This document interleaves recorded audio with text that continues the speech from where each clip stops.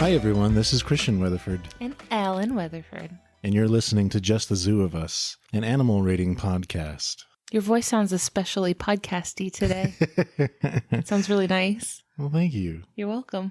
Each animal that we review on the show, we will rate out of 10 based on 3 categories: effectiveness, ingenuity, and aesthetics. Christian and I are not zoological experts, but we do a lot of research. We spend a lot of time getting our notes ready and making sure that we're presenting you trustworthy information from good, reliable sources. Weekly social media polls go up on Wednesday. Nobody else could see that, but Christian did them on air quotes to make fun of me because this week I forgot to do it on Wednesday and it went up on Thursday. But they go up eventually. I'm going to edit these notes. Put those in actual quotes. No, just kidding. But those go up in our Twitter and Facebook group and sometimes Instagram when I think about it. Although it's hard because there's no words. You just post up 2 pictures of animals and people have to get it. I don't know how Instagram works. I know. That much is evident. You've made that very obvious. I've been told it's just pictures, so I'm taking that to the extreme. It's emojis only. Oh. This week, your animal was actually selected by the social media poll. Sure was. But it is your turn to go first. Okay. My species this week is the bull jumping spider, also known as the daring jumping spider. Scientific name, Phidippus audax. I love this. Yeah. Like we mentioned, this was selected via social media poll, but it was also submitted by Hannah and Eric Goberding, as well as Dalton Weeks. Excellent. Thank y'all. I'll be getting my information from 2 sources this week. First, from a paper titled Revision of the Jumping Spiders of the Genus Phidippus Araneae Salticidae, from the Florida Department of Agriculture and Consumer Services by Glavis B. Edwards. And my second source, Animal Diversity Web, found at animaldiversity.org. Woo woo! Yes. First, I want to talk about the etymology of the scientific name, specifically its species name. So, audax is a Latin adjective meaning audacious or bold, and is also where the word audacious comes from. Oh, I see that. Yeah. So this is bold as in brave, not necessarily bold as in thick. Correct. Okay. Not the font bold. That's what I was thinking. Although having seen them, that would be accurate for them as well. Which is a good time to talk about what they look like. Yeah. So they are small spiders. They're bigger than a lot of spiders, but I would still classify them as small because they're not like tarantula size or anything. They're like fingertip size. Like a nickel. Yeah. Yeah. I guess that only makes sense to American listeners. That is a coin in our currency system. A medium-ish coin. Shoot. We need to get better at localization. But it is a spider. The base color is black. It has several eyes, which I'll go into detail about that later. It has, let me look up how to pronounce this real quick. Chelicerae. Nope. Chelicerae? I think it's chelicerae. Are you talking about the bits on the front? Yeah. It has a different pronunciation in American English and British English, it turns out. Oh. So base color black. It has white spots that can sometimes be orange or yellow. The spots on its back, a lot of the times, form what I call a ghost face. It's a powerful look. It's really good. It's like a big smiley face. It reminds me specifically of the ghosts in the first generation Pokemon games that you find in the tower in Lavender Town before you have the item that lets you see them for actual Pokemon. Yeah, and they have that weird little smile. Yes. Yes, that is exactly what that face looks like. It makes me wonder if this spider was some word I forgot. Inspiration? Inspiration, there it is. I don't know, because doesn't this spider live in America? What an excellent segue, my dear. You're welcome. They're found across North America, from southern Canada, most of the United States, northern Mexico, and Cuba. And it was introduced to Hawaii and the Nicobar Islands. So they're found in grasslands, prairies, and open woodlands. Also agricultural habitats like backyards and gardens. In Florida, they're restricted to grassy areas near bodies of water, which pretty much to a T describes our exact house. Yes, our house. That's all how big they are. So like many spiders, the females are bigger than the males. The females range from 8 to 15 millimeters long, or 0.3 to 0.6 inches. And the males go from 6 to 13 millimeters long, or 0.2 to 0.5 inches. They belong to the taxonomic family Celticidae, which is all of the jumping spiders. I love them so much. They're so good. These are like the best spiders. Yeah, it's a lot. Because it has over 6,000 species. Oh my goodness. Yes. That's a lot. Lots of jumping spiders in there. So I'll start in our first category of effectiveness, which describes the physical attributes. How good are they at the things they do? For the bowl jumping spider, I'm giving it an 8 out of 10. That's pretty good. Yeah. It's a good spider. So first is their sight. They have much better eyesight than most spiders. Really? Yeah. So there are a couple different configurations of number of eyes in spiders. These spiders have 8 eyes. They have anterior median eyes that form sharp images, while their anterior lateral eyes judge distance. So yeah, this combines to give them very good stereoscopic vision. Oh, okay. Yeah. These jumping, well, not particularly these jumping spiders, but jumping spiders in general, a lot of the times are the ones that you'll see those like macro photography pictures of. Sure. It's like a super duper close up and you see the jumping spider super duper close and they have the big, huge, perfectly round puppy dog eyes. Sure. You know what I'm talking about? Yeah. And what has always kind of confused me about them, the first time I saw these like macro shots of jumping spiders, I assumed that they were CGI or Photoshop because the eyes were not compound eyes. Oh, correct. Yeah. They're not. They are not. Like you assume that they would be based on nothing. Based on, I guess, because, insects tend to have compound eyes, but they don't have compound eyes, do they? They do not. They actually kind of look like they have pupils almost if you look at them. I think they look like they have straight up camera lenses. Mm-hmm. Like if you look really closely into like a camera lens, that's exactly what like a jumping spider's eyes look like. It looks like a straight up lens. Sure. They work differently than ours. But they're more similar to ours than a compound eye. Yeah, they are. Which sees better too, because I think one of the things we talked about with compound eyes was that you can see more around you and you have like a wider field of view, but you can't really see too good. Sure. So they can see real good. Yeah. I like that. Next point I want to talk about is their jumping ability. So it was hard to find any specific stats here, but one blog entry I found by Kathy Keatley Garvey on the University of California Agriculture and Natural Resources website says they can reportedly jump 10 to 50 times their body length. Oh my goodness. In distance. So that's a maximum of 75 centimeters or 2.5 feet. That's pretty good. Yeah. Considering how little they are. Yeah, pretty far. And finally, their venom. So most spiders have venom, but also like most spiders, this venom is not lethal to humans. They use it to catch prey. What kind of prey? Their prey includes a wide variety of insects and other spiders. Oh, they've taken on their own kind. Yep. They're traitors to the spiders. Although, I suppose they don't have any particular loyalty to them. The next category is ingenuity. So these are smart things that the animals do. Maybe tool use, interesting tactics, solving puzzles, that sort of thing. I'm giving a 7 out of 10. That's pretty good. Yeah. It's better than I would have thought a spider would get. It was higher than I was anticipating. So first, I want to talk about their hunting. So they're daytime hunters. So that utilizes their eyesight to its best. Because the way they hunt is they sneak up on prey and jump on them, rather than trying to catch prey in a web like other spiders. So these spiders do not spin webs as you think of them. They're go-getters. They're not just going to sit around and wait for prey to come to them. They're going to go get it. Now, they do produce silk, though. And, and here's how they use it. So before jumping, they'll secure a line of web from itself to some structure before it jumps, like a backup line, so that if it fails its jump so spectacularly and falls, it'll have a lifeline, basically. It's a bungee. Yeah. They're like rappelling. That's smart. That's very clever of them to do that. But they're not making a web. No. Okay. Huh.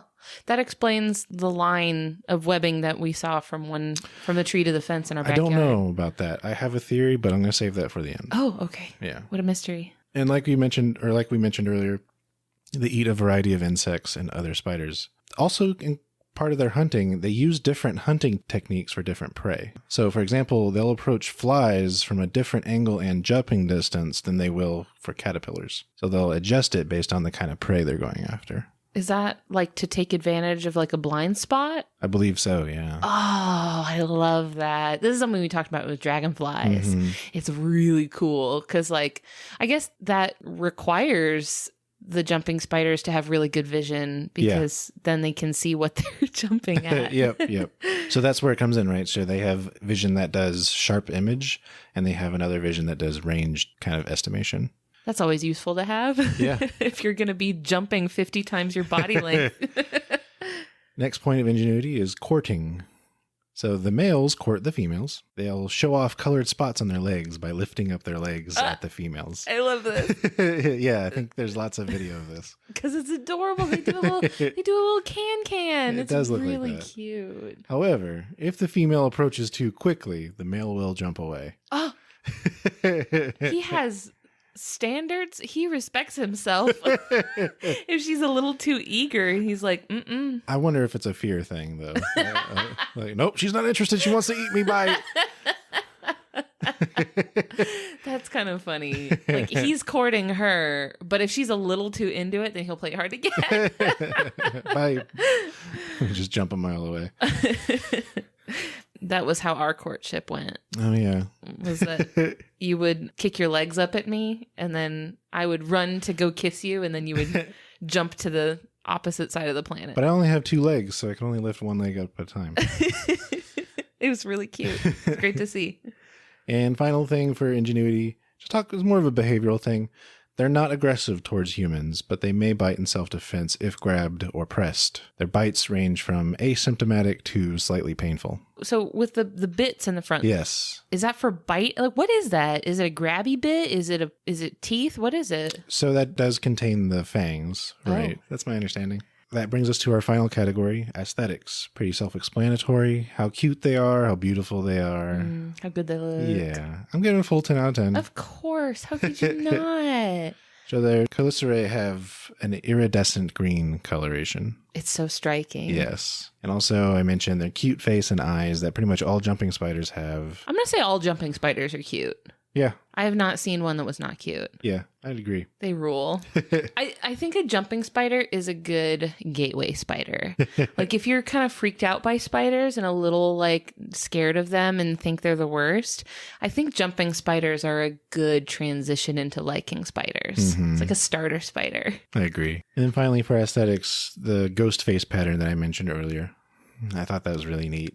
It's very cool because it does, like, you'll see, because I've seen a lot of pictures of them, and some of them just kind of look like splotchy, like just random white spots.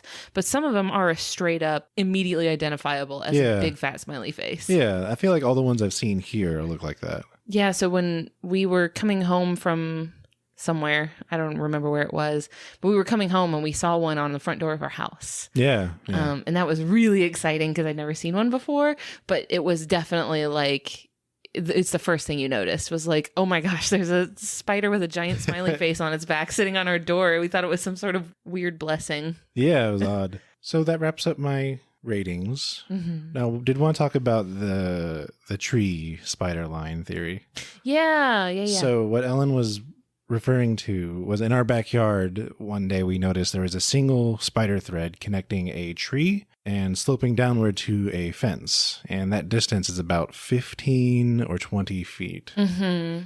But it goes from like high up in the tree to down low on the fence. So something could have jumped from the top of the tree and gotten some distance while falling and gotten to the fence. Yeah, but even then, considering the maximum distance that this spider can jump, I don't think that was it. Yeah, maybe. So I did mention one day when I went out to look at the part of the fence it was attached to, I noticed there was a bull jumping spider. Forgot the first word. There's a bull jumping spider sitting on that part of the fence. I thought maybe it was it, but I don't think so, because that just doesn't make sense for that kind of distance. Maybe it ate whatever it was. Yeah, that's what I was thinking. Because there are spiders that will build what are called bridge lines, which what they'll do is they'll sit on a higher up ground perhaps, and they'll start letting out thread and let the wind carry the thread until it latches onto something. Wow. Yeah. That makes sense. And then you did say that you saw another line of thread from a different tree going into like No, so it was same tree, same spot, same Oh, everything. okay. Because I had to knock down this one thread because I was mowing the lawn and it's at face level for me. And then I noticed another thread was built in the exact same spot. So I don't know. Oh, interesting. Maybe something else built a line and then our little jumping spider friend just gobbled it up. Maybe. So the last little thing is conservation status. The species has no special status and is very abundant. They're fine. Yep. I'm not surprised because they rule. They're really great. Also, their predators include dragonflies, birds, and lizards. No surprises there. We have all those things. Yeah, I was going to say, like, our little spider friend is probably not doing so great in our backyard because it is kind of a paradise for all of those things. Yep. We have so many. But awesome. I love this spider. This is a great one. And I think that people who maybe aren't super used to spiders and maybe want to develop a better relationship with spiders should probably look into photos and stuff of this one because it will change the way you feel about spiders. Yeah, it's very cute. They're very plump too, you know? Like, I feel like with the jumping spiders, they have more bulk to them. Well, they usually also have tiny little hairs coming off of them that make them look a little bigger. They're fluffy and they're chunky and they have the giant round eyes. They're so good. And, you know, something we've been talking about is, you know, developing a more respectful relationship with the animals around you that you might instinctively react to with fear. Like we talked about it with snakes, but spiders are another one too. You know, keeping a spider around means a spider is going to eat your bugs. Yeah. So, you know, if you see a spider, leave it alone. Like if you don't want it in your house, just scoop it up in a glass and put it outside. It's no big deal. Yeah. And they make little devices for it too if you're not comfortable using just like a glass or something. Yeah, there's a grabby thing that has these little bristles on the end that closes up and catches a spider. Yep. And it's like on a pole so you don't have to get it close to you. So you can just like scoop it up in this little thing and carry it outside and let it go. Yeah. Oh, it's really cute. But yeah, be cool to spiders. Yeah, bro. That's all I got. Just like be cool. Yeah, man. In general. Our patrons on Patreon keep us going each week. This week, I would like to thank Jacob Jones, Jacob Schick, Kyle Rauch, April Kamick, Vikram Baliga, Brianna Feinberg, Sarah Peterson, Dalton Weeks, Brandon Everfolly, Megan Clark, Paul Chomo, the Jungle Gym Queen, and Christina Sanders. Thanks, y'all. Thank you. All right, hun. What do you bring to us this week? This week, I'm really excited to talk to you about the North American porcupine. Ooh. It's so good. So this animal was requested via email by Nathan Robles in Campbell, California, whose dad helped him write us an email. Oh, yes. Love this one. Yes. So I agreed that porcupines are awesome, and I definitely want to talk about them. So this one goes out to Nathan. Thank you, Nathan. I'm getting my information from the Smithsonian National Zoo as well as Animal Diversity Web. Very good. So we don't live in an area where porcupines are. So a lot of this was news to me. Oh. I feel like porcupines are one of those things that you see a lot, like in cartoons and stuff. Yeah. And then growing up in an area where they are not as common as they are portrayed in cartoons was kind of a disappointment because you're not going to come across them where we live. But so they are up to 3 feet long or about 90 centimeters and typically around 20 pounds or 9 kilograms. So it's like good, like small dog sized, just about. That's about what I would have guessed. Yeah. They're found throughout most of North America, especially all throughout Alaska and Canada. Big presence in the northern areas, as well as farther south along the western United States. Okay. So pretty much everywhere except the southeast. We're just the little pocket that didn't get any porcupines. We got enough going on. Yeah, we have a lot happening here. So they probably saw what we had going on down here and were like, nah, that's okay, actually. That was probably smart of them to do that. So their taxonomic family is called Erythizontidae. This is the New World porcupines. There's two groups of porcupines. All right. We've had a couple like this before. Mm-hmm. This is actually kind of similar to the vulture situation, how there was the Old World and the New World ones. Yeah. So the New World porcupines, as their name implies, they're found throughout the Americas. And this also includes the prehensile-tailed porcupines. Oh. So those are more in South America. This one does not have a prehensile tail, unfortunately, but it's related to them. There is another family of porcupines called the Old World porcupines, and they live in Europe and Africa and Asia. But the New World porcupines are in a different infraorder. So it's a totally different family. New World porcupines are actually more closely related to capybaras and guinea pigs than they are to Old World porcupines. Interesting. I know. Their branch kind of split off after the Old World porcupines did. I wonder if the Old World porcupines are closer to badgers. No, they're closer to naked mole rats. Oh, interesting. Yeah. So all porcupines are rodents.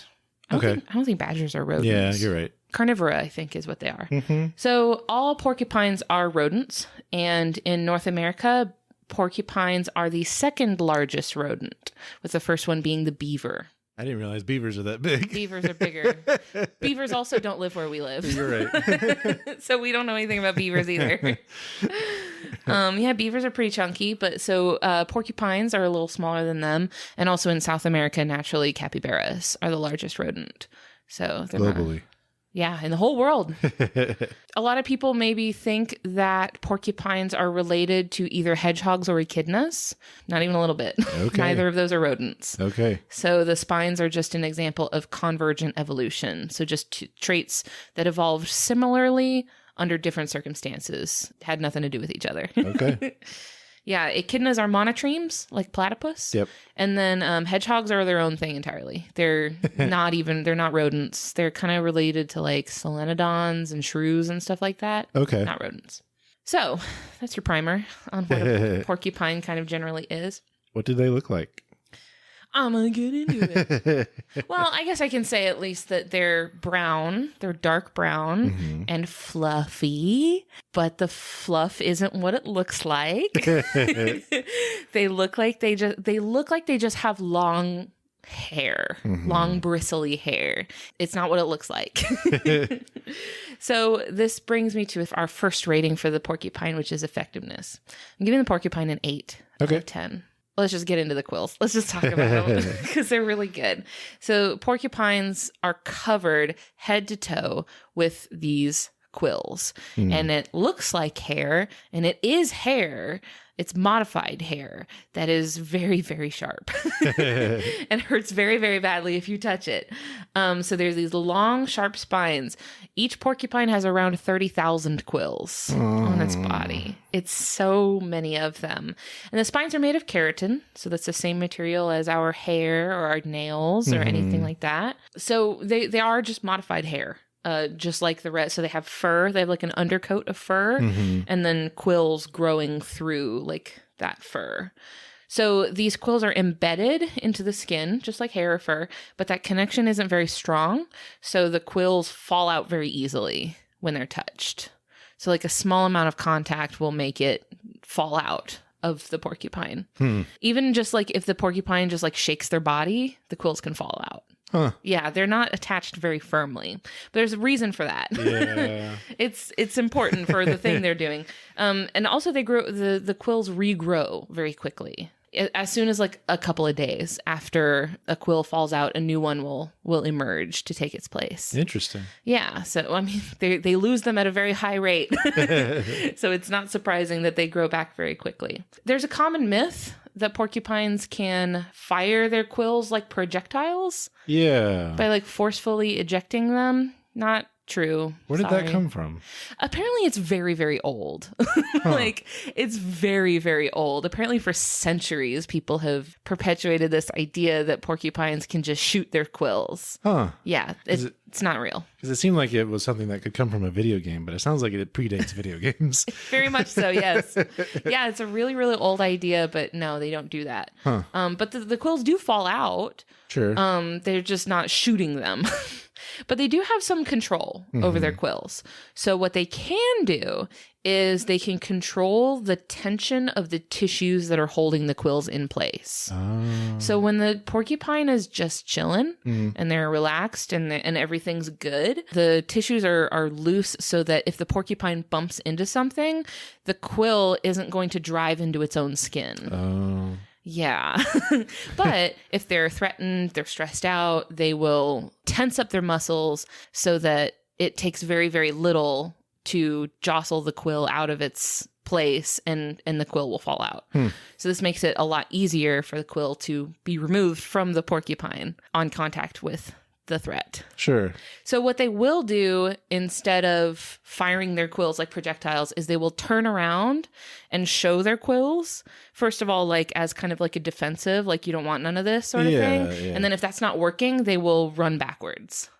They're not firing their quills, right? But they're kind of charging backwards with the quill facing the threat. Huh. Yeah. So they will do that. Now, what's interesting is that the tips of the quills are not smooth like a needle. Great.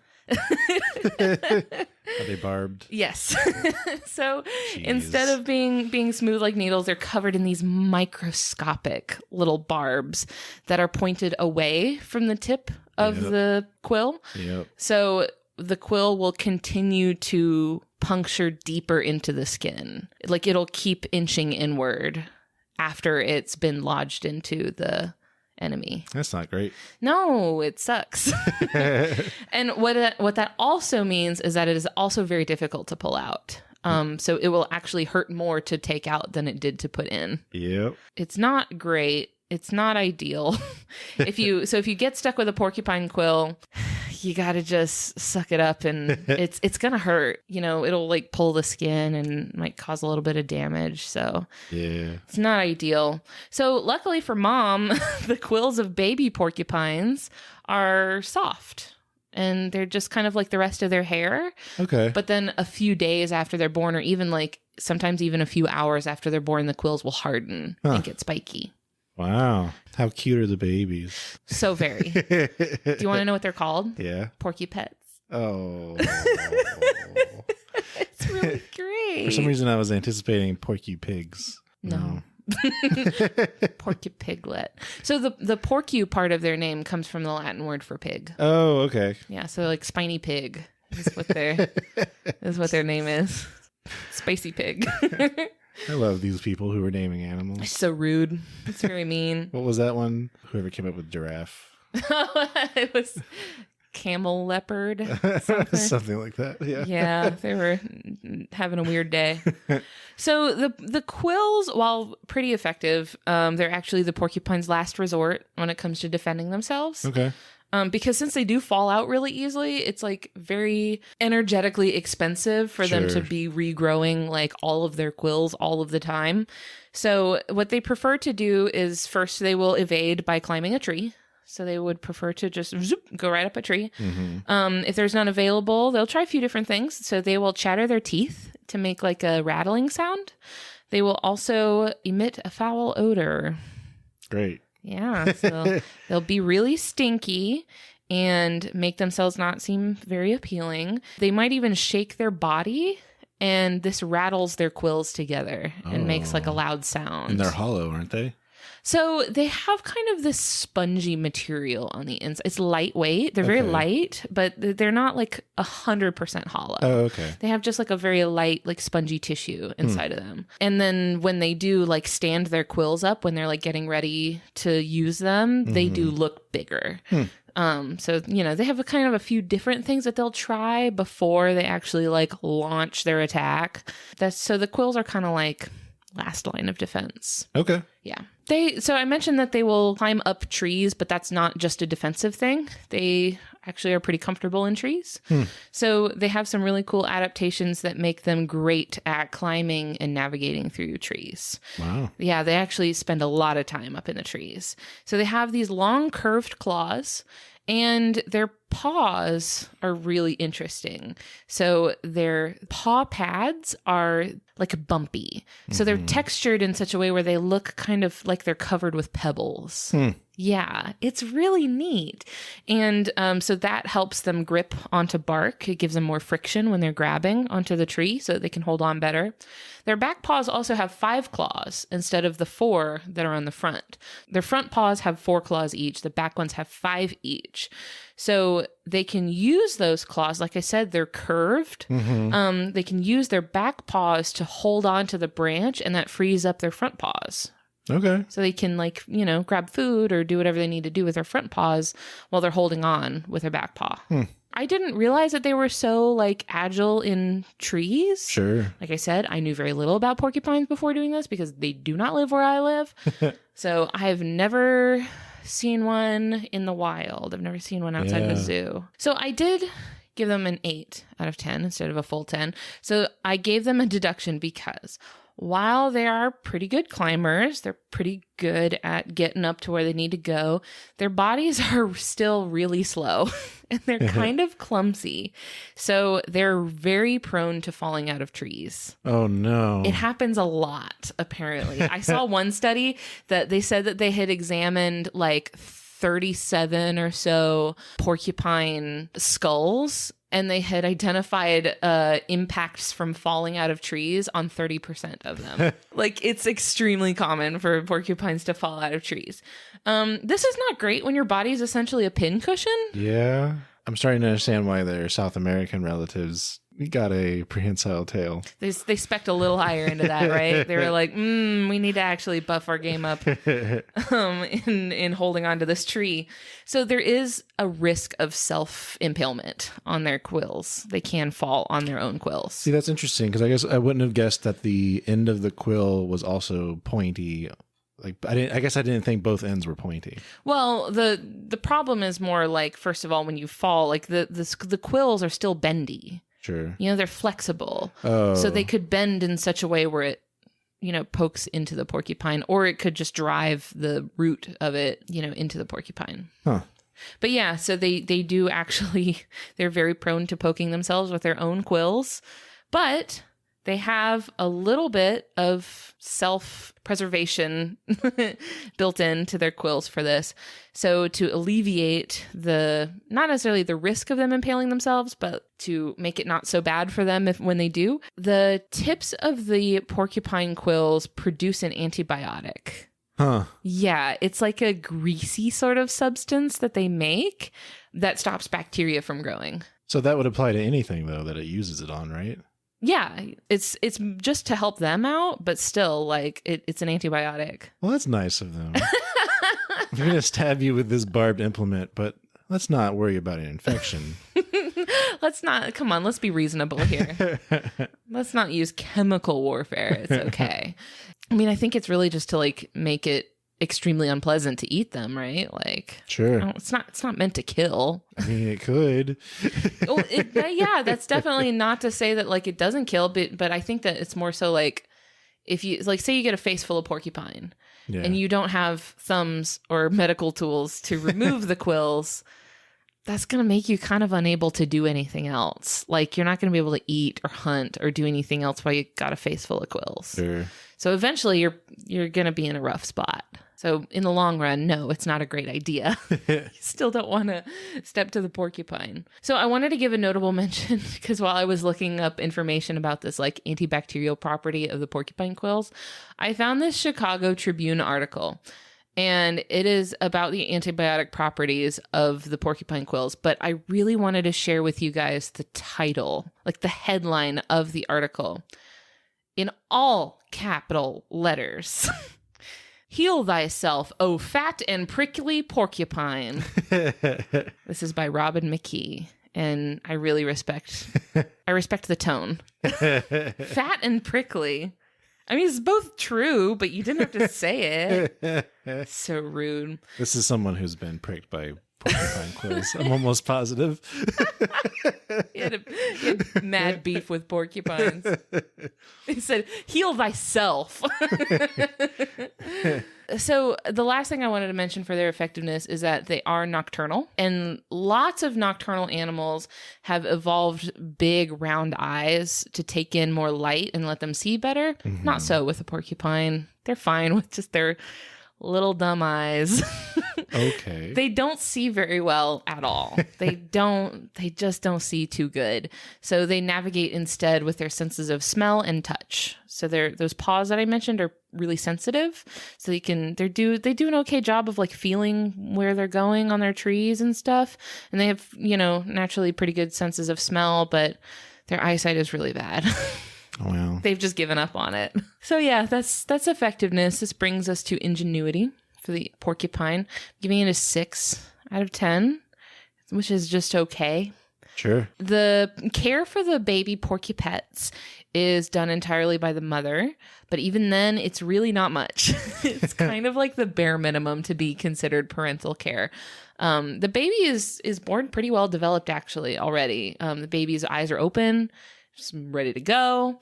It's doing okay. So the baby will wean off of nursing the mother with after about a week of being born. And then after that, the mom will still hang around close by the baby. They're not necessarily like together 24/7, you know, like the mom will just kind of like be around like nearby and help like bring food to the baby and make sure everything's okay for the first like 6 weeks.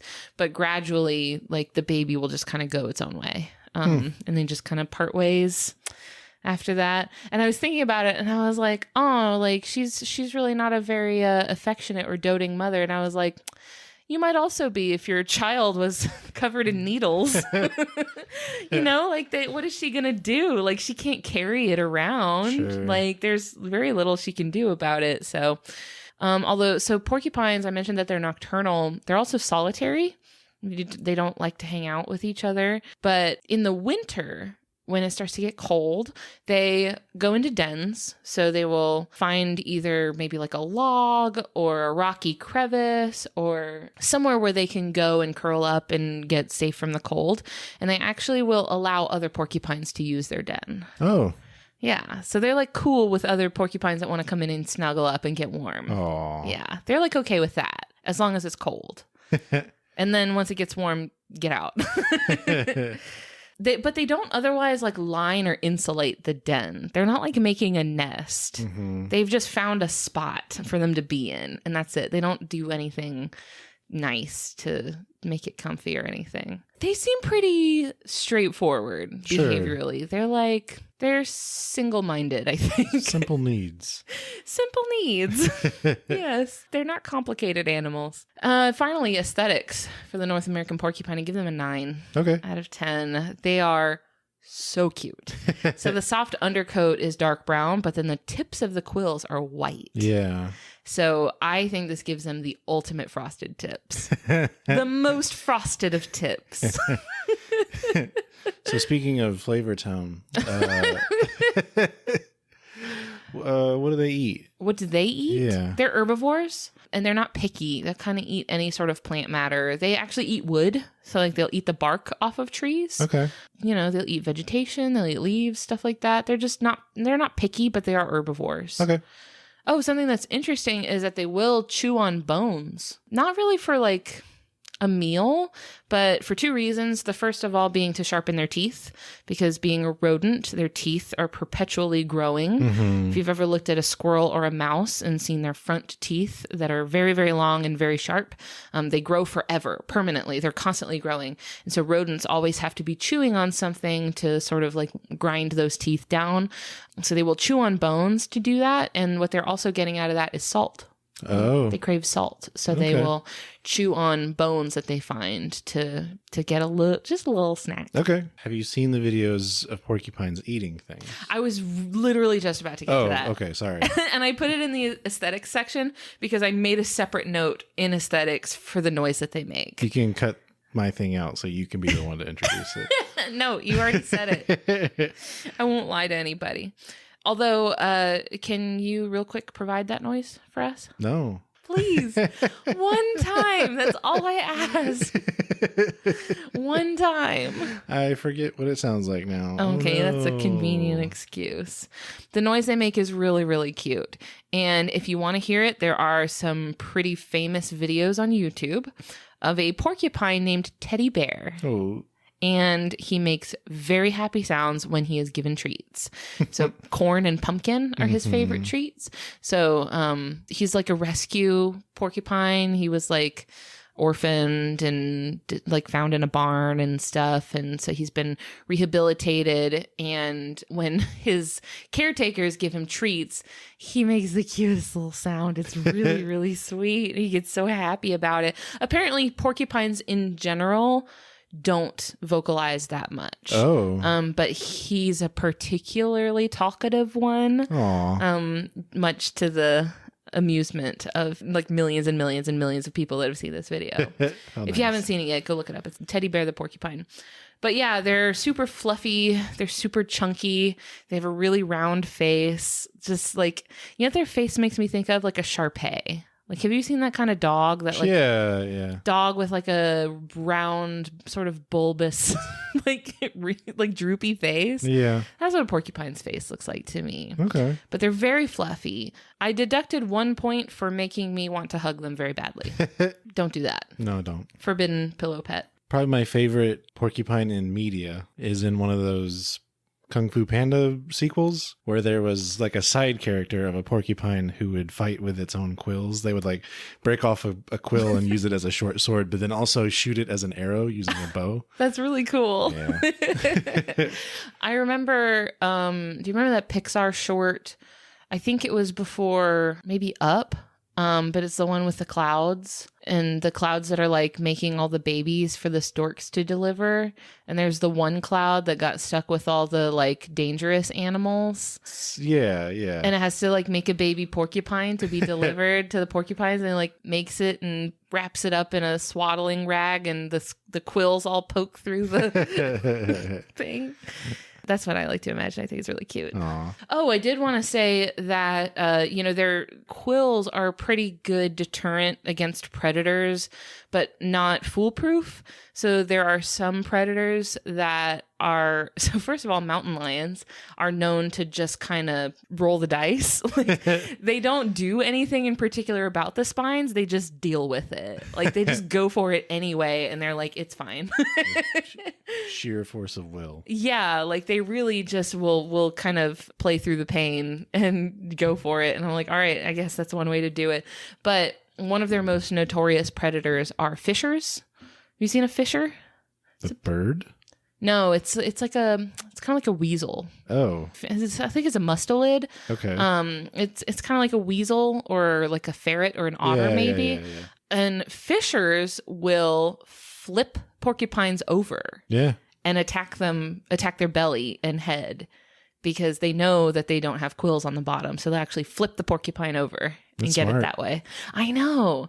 Apparently in areas where people don't particularly like the porcupines to be, they will introduce fishers into those areas to take care of the porcupines. That's never gone wrong. Well, so the last thing I was going to say was that the reason that porcupines can be particularly troublesome to humans is that they have these voracious appetites and they're not picky. So their cravings for salt combined with their need to be honing their long, sharp teeth make them prone to gnawing on any available source of wood. This could be trees, but it could also be things like fences or houses. Or canoe paddles. Aww. Or things that people don't want chewed on by porcupines. Sure.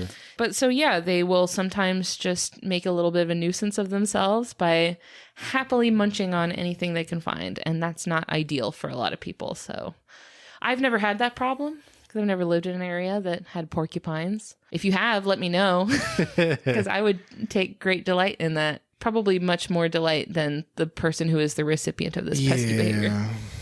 And that is a North American porcupine. Well, thanks, honey. It was very enlightening. Thank you for sitting through it. I did it.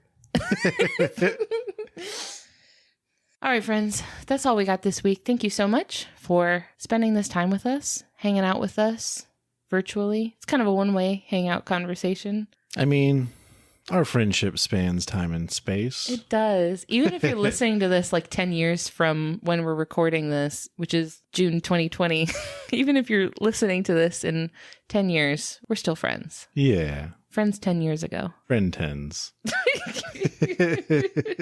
If you want to come be buddies with us, you can find us on Facebook, Twitter, or Instagram. Just search the title of the show. You'll find us. If you have an animal that you want to hear us talk about, you can either email those to me, like our buddy Nathan did. My email address is ellen@justthezooofus.com. And finally, I want to say thank you to Louis Zong, who so graciously and kindly allowed us to use his song Adventuring off of his album B-Sides for our theme music. Thanks, Louis Zong. Are we on a first name basis now? I've almost did. I was like, wait, nope. I heard you try it. Better not. And then you were like, no, it doesn't feel right.